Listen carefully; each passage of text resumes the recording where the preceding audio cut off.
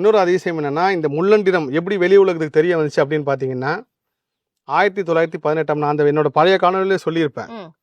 இந்த முள்ளன்றம்ன்ற ஊர் ஒண்ணு இருக்கு. முள்ளன்றம்ல அருணகிரிநாதர் பிறந்தாரு. அருணகிரிநாதர் குடும்பம் வந்து வட இந்தியாவிலேருந்து வந்தாங்க. இது எல்லாமே கல்வெட்டா இருக்கு. அருணகிரிநாதருக்கு சிவபெருமான் காட்சி கொடுத்தாரு. அருணகிரிநாதர் இந்த கோவில்ல தான் தங்கினாரு. அருணகிரிநாதர் இந்த கோவில்ல தங்கினதுக்கு அப்புறம் திருவண்ணாமலைக்கு போனாரு. அருணகிரிநாதர் வீடு இந்த இடத்துல இருந்துச்சு. அவங்க அப்பா அம்மா சமாதி இந்த இடத்துல, இந்த எல்லாம் கண்டுபிடிச்சு சொன்னவர் பேர் வந்து கோபி. ஓ 1918 இந்திய தொல்பொருள் ஆராய்ச்சியாளர் ஒருத்தர், அவரு தான் இந்த தகவல்லாம் திரட்டி ஒரு இடத்துல கொடுக்குறாரு. அவர் கொடுத்ததுக்கு அப்புறம் தான் இது ஒரு புக்காக வெளியே வருது. அந்த புக்கு தான் திருவண்ணாமலை சார்ந்த ஒரு புக்கை வெளியிடுறாங்க.